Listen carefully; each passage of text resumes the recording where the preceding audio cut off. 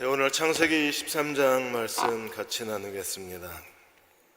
역사적으로 8월 16일이 8.15 광복 이후의 16일이 굉장히 중요한 날입니다.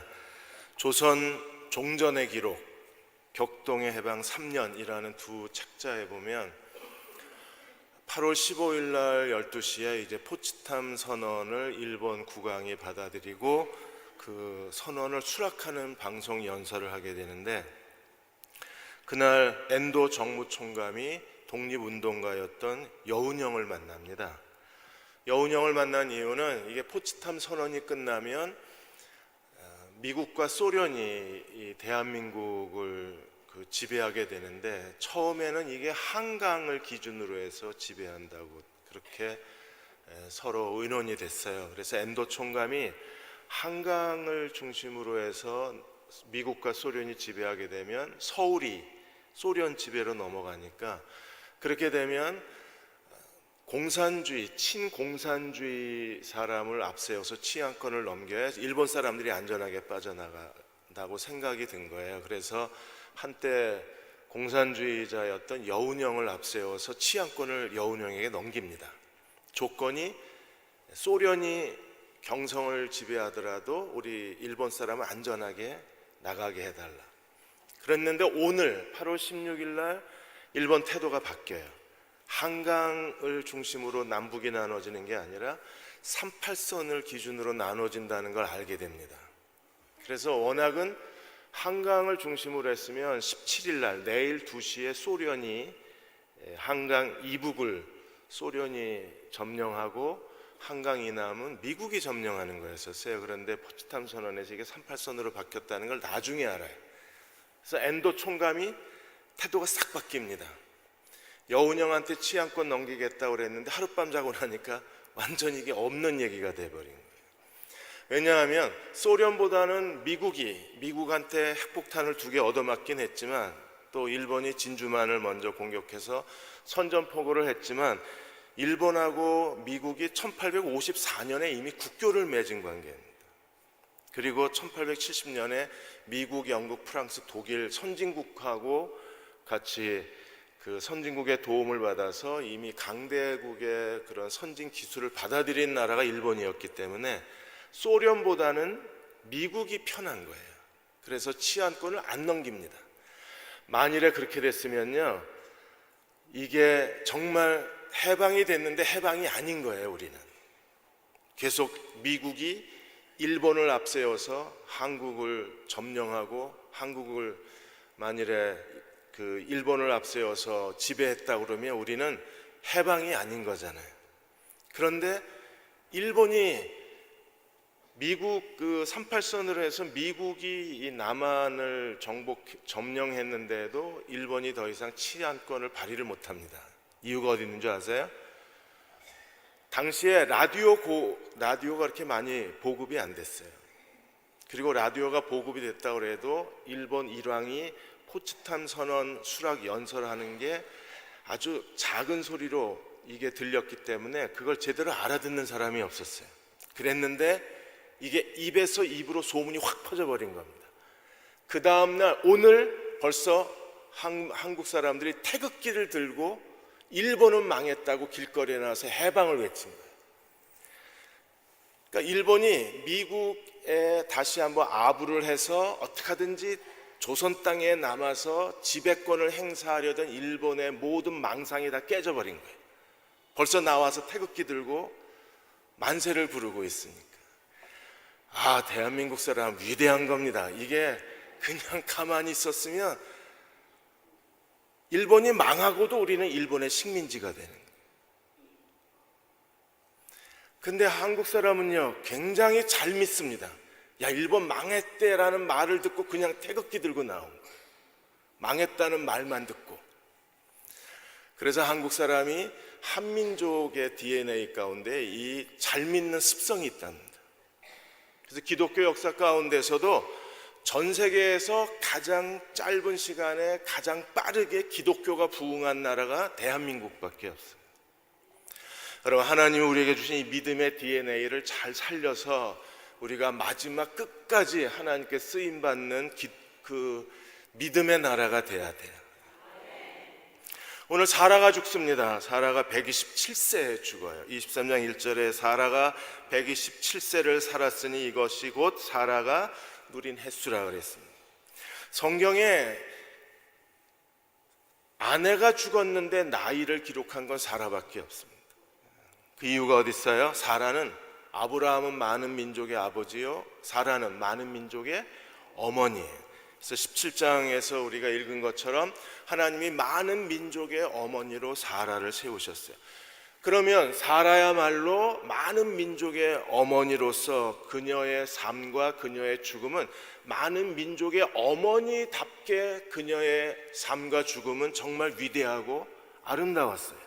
왜냐하면 하나님은 아브라함에게 복을 주시고 아브라함에게 언약을 맺으시기를 하나님께서 내 씨로 말미암아 내 민족을 이루겠다, 이 땅을 하나님이 약속의 땅으로, 하나님의 축복의 땅으로, 기업의 땅으로 주겠다고 하셨는데, 이 자녀에 대한 하나님의 언약과 땅에 대한 언약을 이루게 도와준 아브라함의 통로는 사라였어요.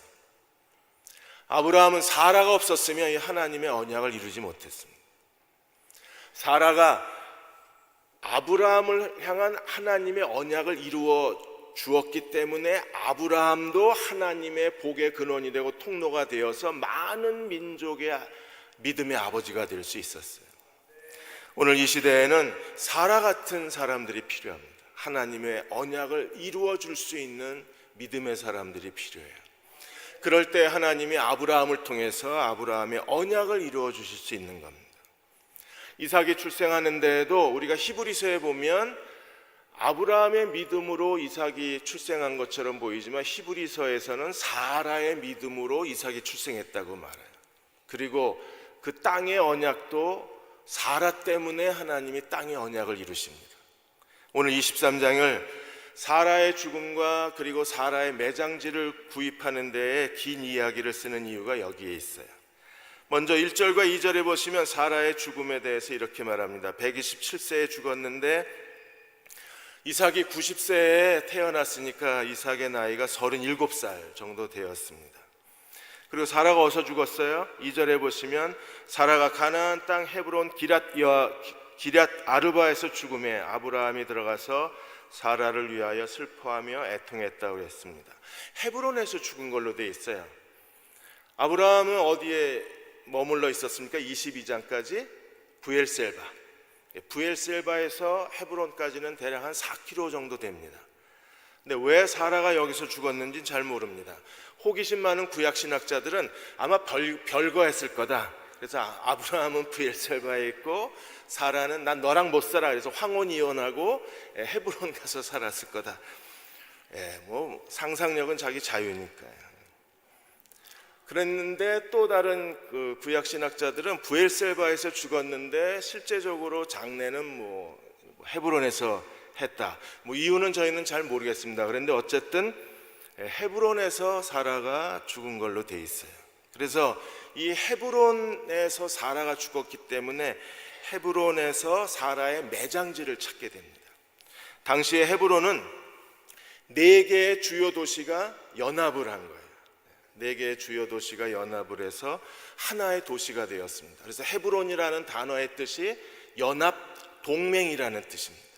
그리고 이 헤브론은 구약의 역사에서 가장 중요한 신앙의 중심지가 됩니다.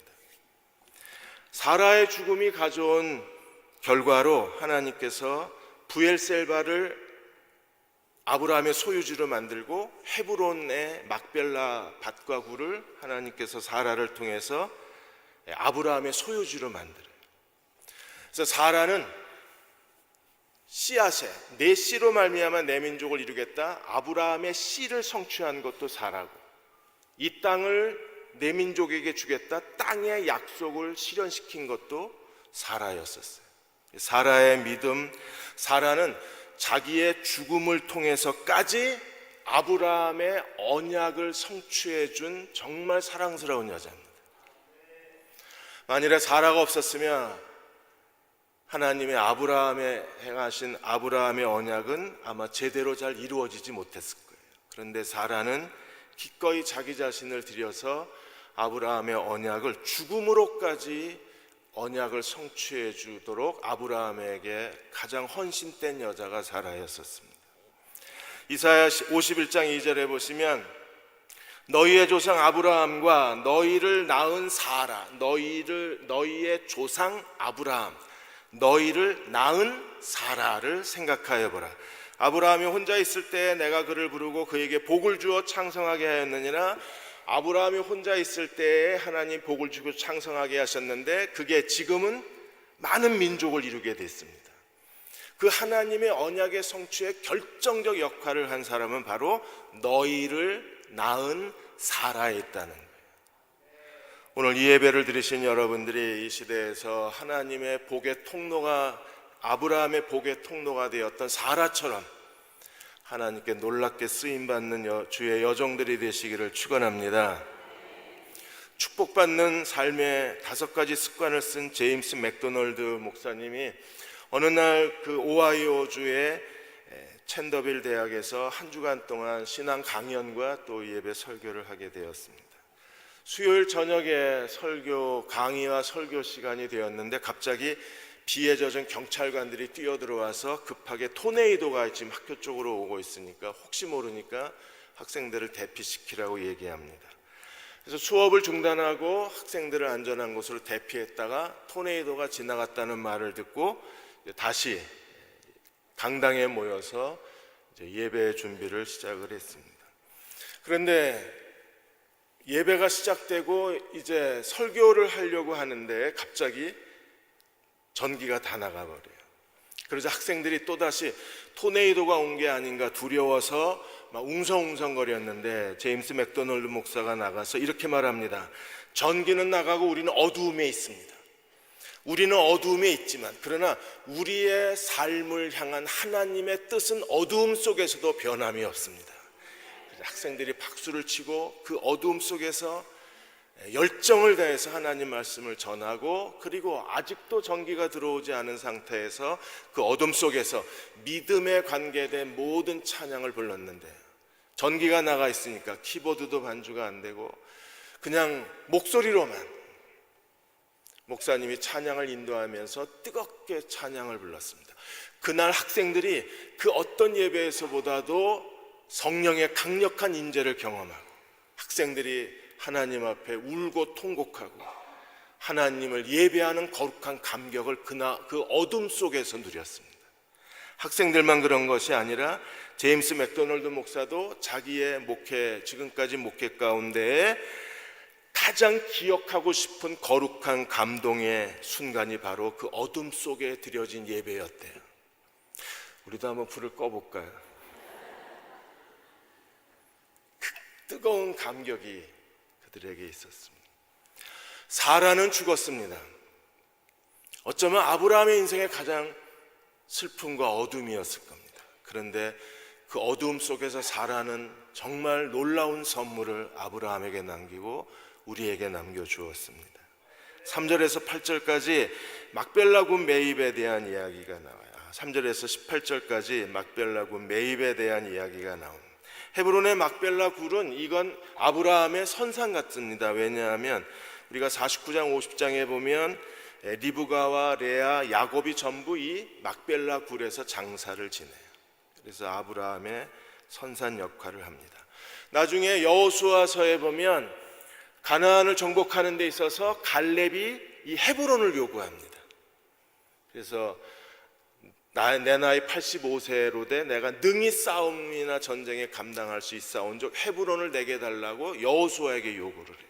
그때 헤브론은요 거인들의 도시였는데 갈렙이 헤브론을 요구하고 이 헤브론을 정복합니다. 갈렙이 이 헤브론을 정복하는 가장 중요한 이유는 이게 굉장히 중요한 역사적 의미가 있는 거예요. 어떤 의미요? 하나님이 가나안 땅을 아브라함에게 주셨다는 그 언약의 증거가 헤브론이었어요. 그래서 반드시 이스라엘은 이 헤브론을 다시 되찾아야만 했었습니다. 어떤 일이 있었는가 보겠습니다. 3절에서 6절까지 보시면 아브라함이 해쪽 속의 사람들에게 묘지를 요청을 합니다. 3절에 보시면 그 시신 앞에서 일어나 나가서 해쪽 속에게 말하여 이르되 4절 아브라함이 이 해쪽 속의 사람들에게 자기 자신에 대해서 소개를 하는데 굉장히 겸손합니다. 나는 당신들 중에 나그네요 거류하는 자이니. 나는 당신들 중에 나그네요 여행자요, 떠돌이요 여행자일 뿐입니다. 자기를 낮추고 낮춰서 아브라함은, 이게 사실 또 아브라함의 본질이기도 합니다. 왜냐하면 아브라함은 그 가나안 땅에 자기 소유의 땅이 없었기 때문에 실제로 아브라함은 나그네요 거류자였어요. 그 원주민이 아니라 임시 거주자였을 뿐입니다. 그래서 당신들 중에 나그네요 거류하는 자이니 당신들 중에서 내게 매장할 소유지를 주어 내가 나의 죽은 자를 내 앞에서 내어다가 장사하게 했으면 좋겠다고 요청을 합니다. 그러자 그 해쪽 속의 사람들이 대답합니다. 6절에 내 주여 들으소서, 당신은 우리 가운데 있는 하나님이 세우신 지도자이요.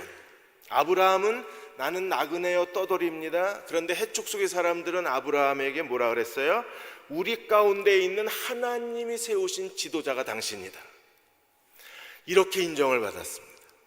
오늘 한국교회가 가는 데마다, 여러분의 직장에서, 여러분의 아파트 단지에서, 우리 주변의 가족들에게 이렇게 인정받을 수만 있다면 하나님은 우리를 통해서 그 이름이 존귀함을 받으실 수 있을 것입니다.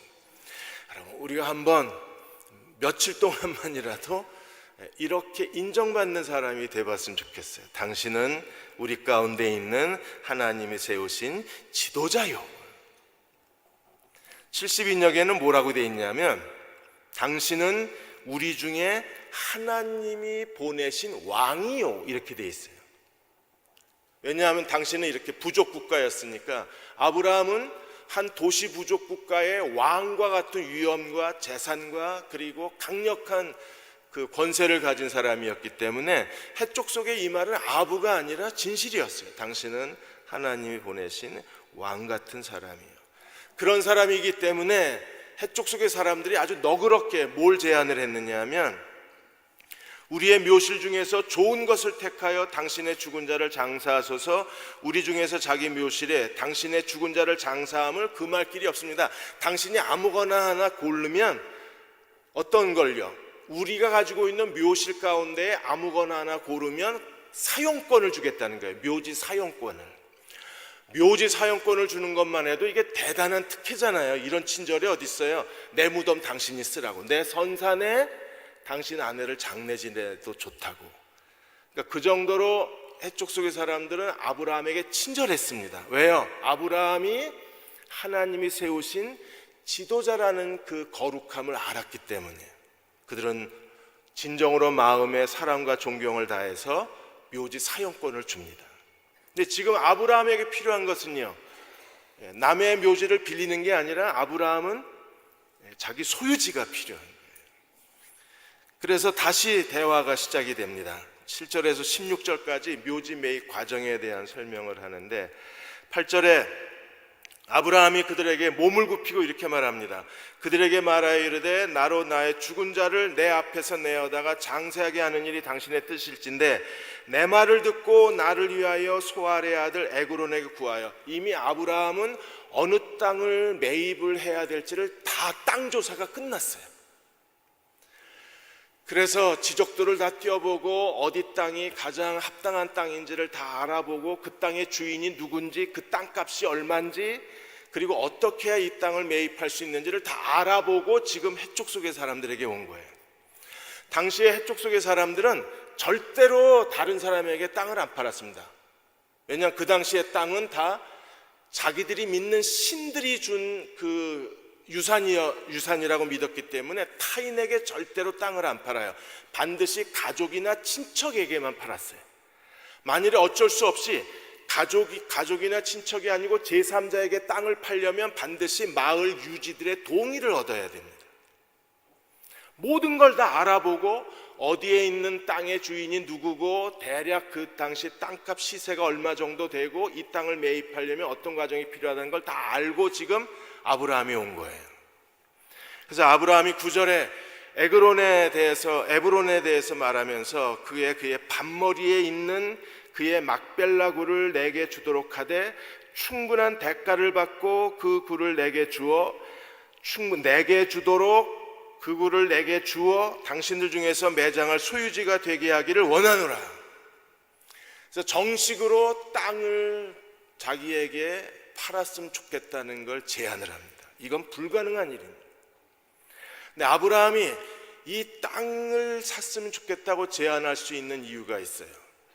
그들이 일단 아브라함이 누군가를 알아고, 이게 제일 중요합니다. 아브라함이 하나님이 세우신 지도자, 하나님이 보내신 왕이라는 그들에 대한, 아브라함에 대한 그들의 존경심을 알고 있었고, 또 하나, 이 해쪽 속의 사람들은 페르시아 사람들처럼 죽은 자를 존대를 합니다. 죽은 자에 대한 존중심이 있어요.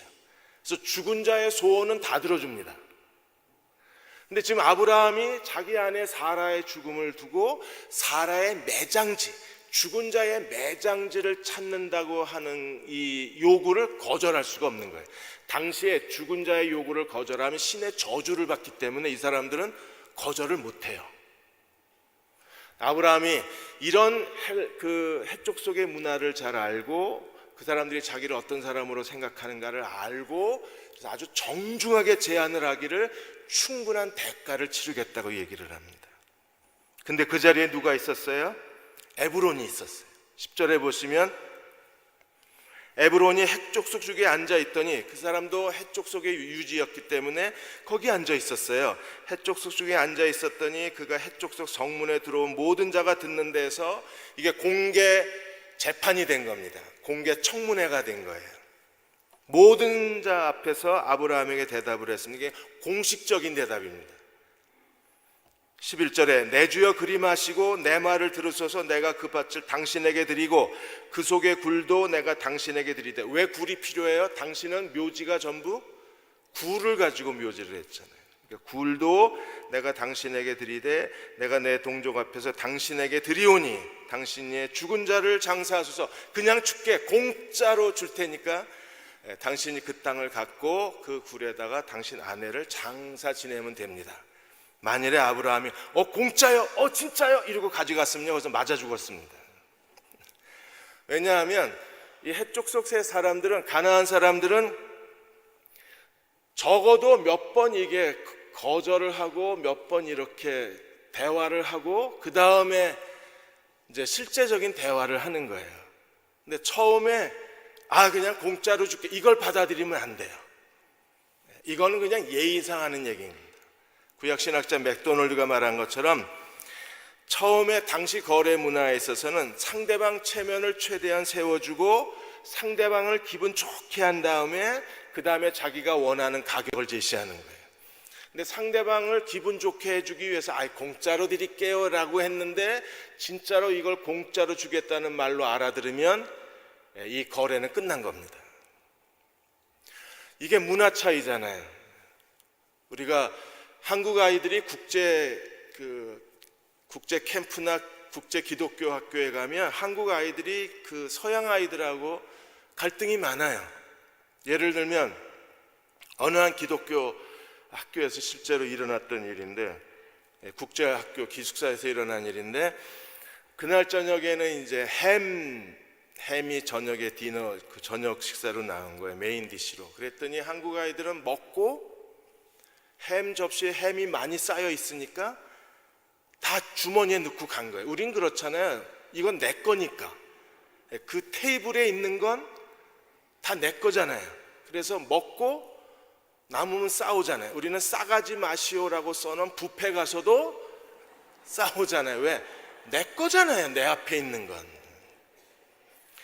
근데 한국 아이들이 먹고 난 다음에 그 다음에 이제 영국 애들의 식사 시간이 된 거예요. 근데 영국 애들이 식당에 들어오니까 햄이 하나도 없어.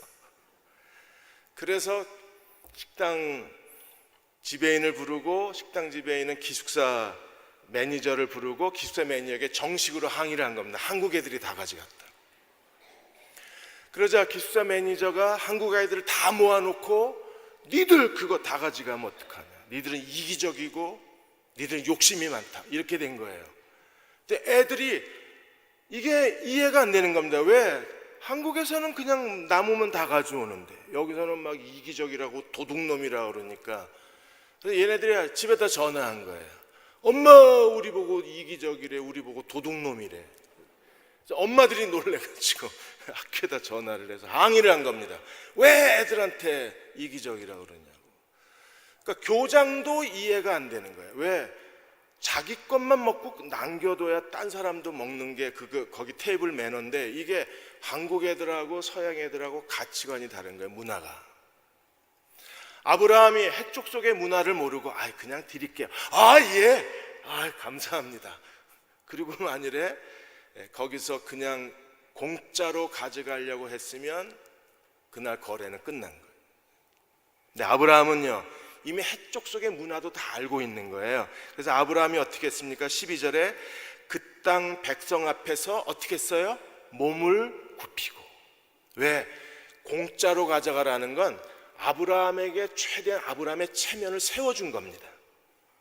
아브라함을 아주 좋은 사람으로, 당신은 공짜로 주고 싶을 정도의 사람이라고 인정해 준 거니까 일단은 거만하게 그래 이랬으면요 이게 거래가 안 됐었는데, 아브라함은 정말 겸손한 사람입니다. 어떻게 했어요? 몸을 굽히고. 지금은 어떻게 하든지 그 땅을 한 조각이라도 아브라함 소유가 돼야 돼요. 왜요? 그래야 하나님이 가나안 땅을 기업으로 주셨다는 증거를 갖는 거잖아요. 증거. 보증금을 갖는 거죠. 그래서 13절에 그 땅의 백성이 듣는 데에서 에브론에게 말하되 당신이 합당히 여기시면 청하건대 내 말을 들으시오. 내가 그 밭값을 당신에게 주리니 당신은 내게서 받으시오. 그랬어요. 나는 이 땅값을 당신에게 주겠습니다. 당신은 받으시오. 이랬어요.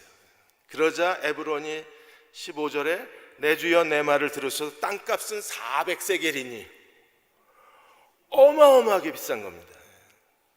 보통 한 4억짜리를 한 400억이라고 부른 거예요. 400세겔이니 그것이 나와 당신 사이에 무슨 문제가 되리이까? 당신은 죽은 자를 이제 속셈이 나왔어요. 에브론이 400세겔인데 이러고 웃으면서 얘기를 하는 거예요. 근데 아브라함은요 400세겔이라도 지금 아브라함은 당장 사라의 매장지가 필요하고 하나님의 언약의 증거가 필요하잖아요. 그래서 어떻게 했습니까? 16절에 아브라함이 에브론의 말을 따라 에브론이 해쪽 속이 듣는 데서 말한 대로 누가 들었어요? 해쪽 속이. 거기 있는 사람들이 다 듣는 데서 말한 대로 상인이 통용하는 은 400세겔을 달아 에브론에게 주었어요. 400세겔인데 이러자마자 은 400세겔을 달아서 에브론에게 주고 땅값을 에게 주었습니다. 아브라함은요 이미 갖고 있는 거예요. 뭘 갖고 있어요? 땅값까지 다. 그러면 알겠습니다. 400세겔 제가 은행에 가서 찾아다가 한 4시쯤 다시 오겠습니다. 이랬으면요 그 사이에 사람들이 이방 나그네한테 땅을 왜 팔아? 뭐 집안의 어른이 에브론 너 이리 와! 왜 네 맘대로 땅 팔아? 이렇게 됐으면요 아브라함이 은행 가서 돈 찾아오니까 이미 와글거려서 매매가 중단될 수도 있잖아요. 근데 이미 이게 어떤 돌아가는지 아브라함은 다 알고 이미 다 준비해 와서 땅값은 400세겔이라 그걸 지불하고 드디어 이 땅이 어떻게 됐어요? 17절 18절에 보시면 땅의 소유권이 누구에게로 넘어갑니까? 아브라함. 여러분 사라가 죽어서까지 아브라함에게 굉장히 큰 선물을 남겨고 간 거예요. 이게 뭐 생명보험 10억 남긴 것보다 이게 사라가 죽어서 남긴 선물이 이게 정말 놀라운 거예요. 어땠어요? 마므레 앞 막벨라에 있는 에브론의 밭, 곧 그 밭과 거기에 속한 굴과 그 밭과 그 주에 둘린 모든 나무가 성문에 들어온 모든 해족속이 보는 데에서 누구의 소유? 아브라함의 소유로 확 되니라. 그래서 드디어 아브라함이 공식적으로 그랄의 브엘셀바 맹세의 운물에 대한 거예요. 땅이 대한 게 아니라 운물에 대한 소유권을 인정받았습니다. 이건 운물이 없어지면 아브라함의 소유도 없어지는 거예요. 왜? 맹세 우물이었으니까. 그런데 드디어 아브라함이 가나안 땅에서 아브라함으로 등기 이전이 된 거예요. 드디어 아브라함의 이름으로 막벨라 밭과 굴과 나무가 아브라함 소유로 등기 이전됐어요. 쳐줘야 되는데 안 되네.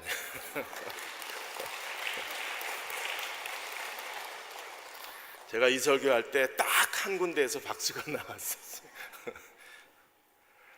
와, 드디어 가나안 땅이 이제 약속의 씨는 태어났고 이제는 뭐만 남았어요? 남았는데 사라가 온몸을 던져서 자기 죽음으로써 하나님의 언약을 이루어드린 거예요. 지금 김정은이도 이게 소유권을 지금 주장하는 거잖아요. 김현철 교수가 그거 같지 않다는 거예요. 과거에는 지금까지 북한이 핵무기 개발하는 동안에 어떻게 했습니까? 핵무기 개발을 중단한 포기하는 대가로 북한에게 뭘 주었어요? 경제 지원을 하고 그리고 북한의 그 체제를 보장해 줬습니다. 그런데 북한이 지금까지 지내오다 보니까 이게 핵무기 개발만 늦어졌지 그런 선진국들의 경제 지원이 별로 도움이 되질 않는 거예요. 지금까지 미국하고도 마찬가지입니다. 1994년에 최초로 북미 기본 합의라는 걸 했습니다. 그리고 핵무기 개발을 중단했는데 미국이 그렇게 북한이 원하는 대로 지원을 안 해준 거예요. 그래서 6년 뒤에 다시 2000년에 북미 공동 커뮤니커를 협정을 맺었습니다. 여기서도 핵무기 개발을 중단했는데 북한이 기대한 것만큼 경제 지원이 이루어지지 않았어요. 다시 5년 뒤에 2005년에 9.19 공동 성명을 발표했습니다. 그런데도 여전히 북한에 대한 제재가 풀리지를 않았습니다. 그리고 2007년에 다시 2년 뒤에 2.13 합의를 미국과 북한이 서로 합의를 이끌어낸 거예요. 그 뒤에도 하나도 해결된 게 없는 거예요. 그래서 최근에 조선통신이 뭐라 그랬습니까? 입만 놀리는 미국한테 속지 않겠다는 게 이것 때문에 그래요. 그래서 김정은은 완전히 새 판을 짰는 겁니다. 이제 더 이상 핵무기 개발 중단은 없다는 거예요. 이제 김정은은요, 핵무기 소유국이 되겠다는 거예요. 자기는 핵무기를 가져야 되겠다는 거예요. 핵무기 개발국이 아니라 핵무기 보유국이 되겠다는 겁니다. 그래서 지금 5차 실험을 통해서 이미 상당한 진전을 이루어졌잖아요. 이걸 이제 미국이 북한을 핵무기 보유국으로 인정을 하는 거예요. 김정은은 완전 새 판을 짰습니다. 이제 핵무기 보유국이 되면 미국과 동등한 관계에서 외교 수립이 되지. 이제는 경제 지원 돈 몇 푼 얻자고 핵무기 개발을 중단하는 어리석은 짓은 안 하겠다는 거예요. 그러니까 김일성, 이 김정은 이 3부자 체제에서 이 사람들은 무엇을 가져야 자기들이 원하는 걸 얻는다는 걸 너무나 명확하게 아는 거예요. 아브라함은 이제 사라가 죽고 자기도 죽음이 얼마 남지 않았는데 이삭이 태어난 다음에 하나님의 언약이 이루어지기 위해서 뭐가 필요하다는 걸 알고 이 해쪽 속에게서 막벨라굴의 소유권을 가져오는 거예요. 소유권. 사랑하는 여러분, 우리도 이 시대에서 우리가 하나님의 언약을 이루어드리는 하나님의 백성이 되려면 오늘 우리가 무엇을 가져야 되는가를 알고 그것을 가져야 돼요. 아브라함의 가장 중요한 언약의 두 가지는 뭐였어요? 씨, 이삭의 출생, 또 땅, 가나안 땅의 소유권. 근데 사라가 이 씨의 언약을 이루어주고 사라가 땅의 언약을 이루어주는 거잖아요. 그리고 그 땅에서 처음으로 장례를 지르는 사람이 아브라함이 아니라 사라가 장례를 지릅니다. 별로 안 반가 보시. 그래서 19절에 가나안, 하나님이 주신 최초의 약속의 땅에 최초로 매장당하는 사람이 아브라함이 아니라 사라예요. 그래서 19절, 그 후에 아브라함이 그 안에 사라를 가나안 땅 마므레 막벨라 밭굴에 장사하였더라. 마므레는 헤브론이라는 뜻입니다. 20절 이와 같이 그 밭과 거기 속한 굴이 해쪽 속으로부터 아브라함이 매장할 소유지로 확정, 드디어 아브라함의 땅이 생긴 거예요. 아브라함의 땅. 그래서 사라는 아브라함의 약속의 씨, 그리고 하나님이 주시는 약속의 땅, 두 가지를 확정시켜 준 사람은 사라였었어요. 여러분도 이 시대에 사라의 딸들이 되시기 바랍니다. 베드로전서 3절에 보시면 사라에 대해서 이렇게 말해요. 세 번역에 보시면 마치 사라가 아브라함에게 주인이라고 부르면서 그에게 순종한 것과 같습니다. 여러분도 선을 행하고 아무리 놀랄 만한 일에도 무서워하지 않으면 사라의 딸들이 될 것입니다. 사라는요, 정말 남편 아브라함에게 주라고 부르면서 순종을 했습니다. 사라의 순종은 어디서 나타나요? 아브라함에게 선을 행하고 놀랄 만한 일에도 무서워하지 않았습니다. 남편이 자기를 두 번이나 누이 동생이라고 속이는 건 정말 두려워하잖아요. 계속 두 번 다 끌려갔잖아요. 바로 왕의 아내가 되기 위해서 한번 끌려가고 그랄 왕 아비멜렉의 집에 또 끌려가고, 여자가 이게 얼마나 수치스럽고 얼마나 두려웠겠어요. 그런데 그걸 무서워하지 아니함으로 인해서 하나님은 사라를 통해서 하나님의 일을 이루신 겁니다. 오늘 이 시대에도 하나님은 사라의 딸들을 찾고 계십니다. 누가복음 8장 1절에서 3절까지 보시면 예수님이 이 땅에 사역하시는 동안에도 사라의 딸들이 있었어요. 그들은 어떤 사람들입니까? 여러분 8장 1절에 그 후에 예수께서 각 성과 마을에 두루 다니시며 하나님 나라를 선포하시며 그 복음을 전하실 때에 복음 전하는 동역자로 누가 있었어요? 12제자가 있었습니다. 그런데 여기에 또 한 무리의 후원자들이 있었습니다. 누구예요? 2절에 악귀를 쫓아내신과 병고침을 받은 어떤 여자들, 곧 어떤 여자예요? 나간 자 막달라라는 마리아와 그 다음에 3절에 헤롯의 청지기 구시의 아내 요한나와 수산나와 다른 여러 여자가 함께하여 자기의 소유로 그들을 섬기더라. 예수님이 여러 마을과 성에 다니면서 하나님 나라를 선포하시고 복음을 전하실 때 복음의 동역자로 12제자가 함께하였고, 그 하나님 나라를 전파하는 데에 자기 소유로 섬겼던 여자들이 있었어요. 이 여자들이야말로 사라의 딸들입니다. 로마서 16장 1절에서 4절까지 보시면 바울이 로마 교회에 제일 먼저 추천하는 사람이 누구였어요? 갱그리아 교회 일꾼으로 있는 우리 자매 베베를 너희에게 추천하노니. 베베는 정말 보석처럼 빛나는 여자였습니다. 왜요? 2절에 너희는 주 안에서 성도들이 합당한 예절로 그를 영접하고 무엇이든지 그에게 소용되는 바를 도와주라. 뭐든지 그녀가 원하는 건 다 줘라.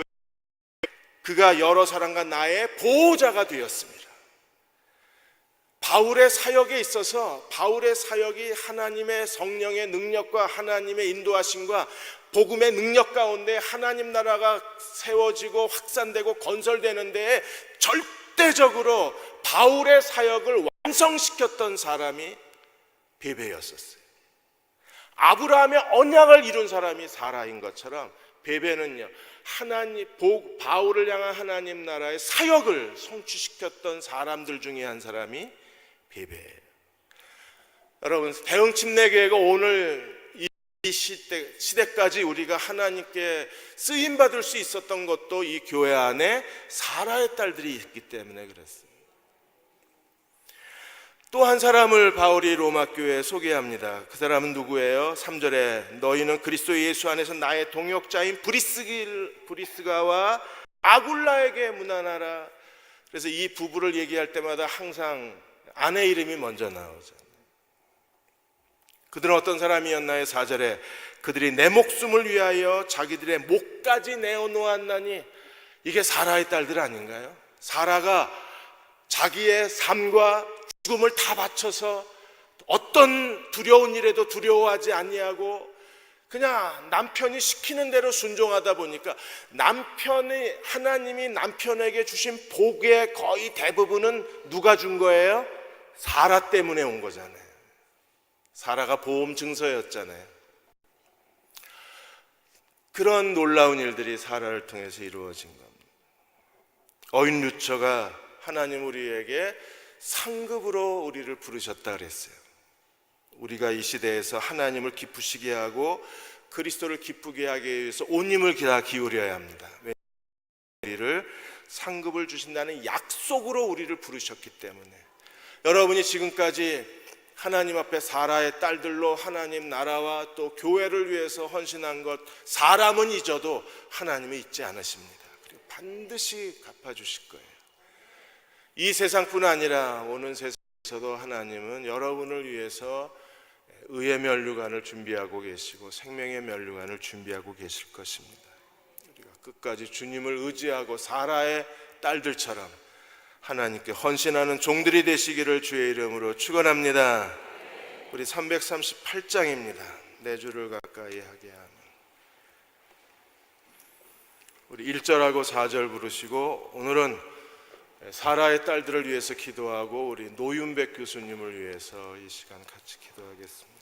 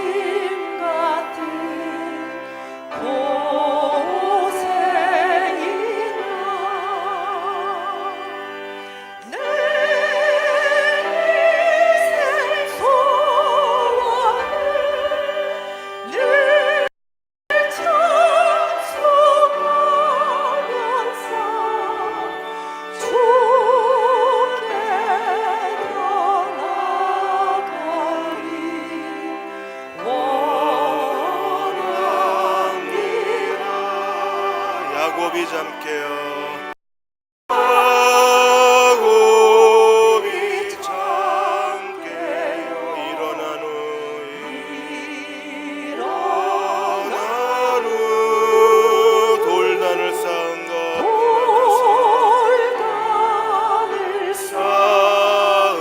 것 본받아서 숨질 때 되도록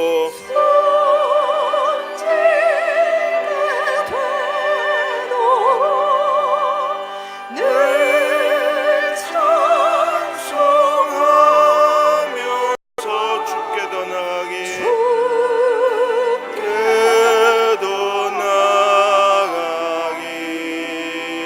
원합니다.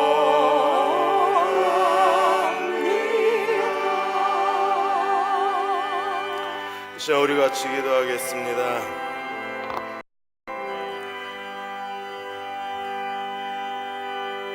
하나님, 저희가 하나님의 언약을 이루어드리는 사라의 딸들로 주를 섬기게 하여 주옵소서. 노윤백 교수님도 사라의 딸들이셨습니다. 신학교에서 주의 종들을 키우는 일에 자기의 평생을 아낌없이 거룩한 제물로 바치셨습니다. 하나님, 그의 마지막 시간을 주님이 축복하여 주옵소서. 마지막 시간을 평화롭게 하여 주옵소서. 하나님, 원하시면 다시 회복하셔서 저희와 함께 예배드리는 자리로 이끌어 주옵소서. 하나님, 저희가 지금까지 우리 자신이 할 수 있는 최선을 다해서 주님을 섬겼습니다. 사라를 축복하신 하나님, 저희도 이 시대에 하나님의 복이 임하게 하여 주시고 하나님의 복의 통로가 되게 하여 주시고 하나님의 복의 근원으로 쓰임받게 하여 주옵소서. 저희가 손으로 행한 것을 기쁘게 받아 주옵소서. 우리 같이 함께 통성으로 기도하겠습니다. 아버지 하나님, 저희에게 사라의 딸들처럼 주를 섬기게 하여 주시고